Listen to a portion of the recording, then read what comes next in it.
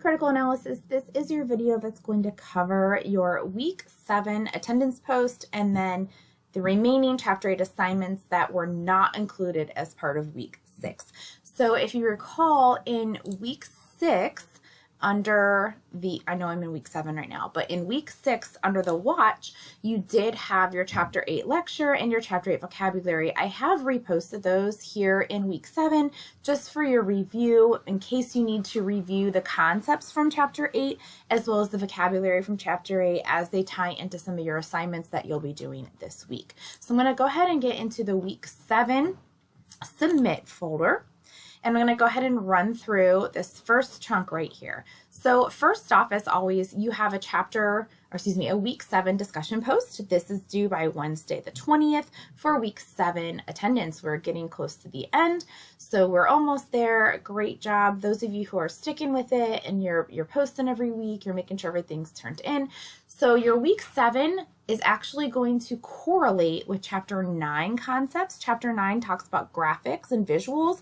So the discussion post is associated with the Chapter 9 content, but you don't have to necessarily watch the video to answer this question. It just says, in this form, describe how you use graphics when reading a text. Graphics meaning diagrams, charts, illustrations, visuals of any sort, bar graphs, line graphs, pies, flow charts, Venn diagrams, all of those things. Or if you don't use those, like you skip over them, why do you feel like they're not helpful? So you're just going to talk about how you do or do not use graphics when reading your textbook, your chapter by chapter for different academic text materials. Okay, so that's your Week 7 discussion post. Please post that by Wednesday for Week 7 attendance. All right, now for your assignments, your Chapter 8 vocabulary quiz. You were introduced to Chapter 8 vocabulary in Week 6.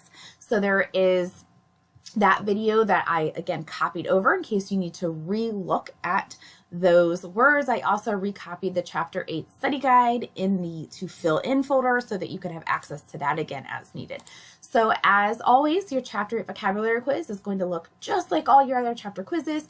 And again, I can tell who's watching my videos and who is not because I'm still seeing issues with this Part A. Remember, you do not need to change the underlined word. Keep that underlined word the same. You do need to change the other words in the sentence to make sure they are using the word properly. There is not going to be 3, 4, or 5 correct sentences here. Please keep that in mind. You are correcting almost every one every time. There's usually just one that is fine the way it is. The rest you have to fix. Also, the word not, did not, could not, would not, any form of the word not does not fix the sentence. Okay, so correct the sentence. Part B, short answer. Don't forget to do number 1. It's not done for you. It's just started. So make sure you answer short answer questions. And then Part C, fill in the blank. Okay, so that is your Chapter 8 vocabulary quiz. Make sure you put that in your Dropbox when you are done. All right, your Chapter 8 practice packet. So if you need to review your Chapter 8 content with the PowerPoint, with the textbook, with the lecture video, whatever you might need to kind of brush up on that, the practice packet is going to look like this. It's 3 pages long, and they're all very similar. So you're going to have 2 statements at the top. One is written as a fact, and one is written as an opinion. So all you have to do is write down, is this a fact? Is this an opinion? One of each. So one of those is a fact, one of those is opinion.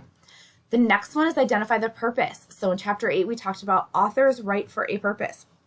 They write to inform, describe, persuade, narrate, or entertain. So you're going to read this middle paragraph and put down what purpose did the author have for writing that particular paragraph.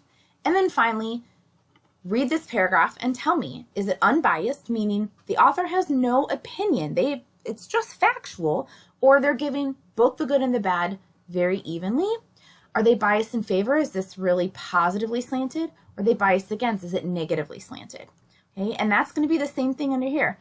Same directions, just with different content. Fact, opinion, which one of those 5 purposes, and then is there bias present, and if so, what? And then the other sheet looks just like it.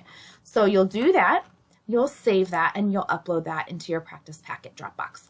All right, and then there are 2 more mastery skills that go along with Chapter 8. There's a lot of content with Chapter 8. So you're going to work on recognizing author's purpose and tone, which we talked about in Chapter 8, and we talked about author bias in Chapter 8. So please be working on both of those in week 7. I've been trying to give you checkpoints every week so that you're not falling behind on mastery skill.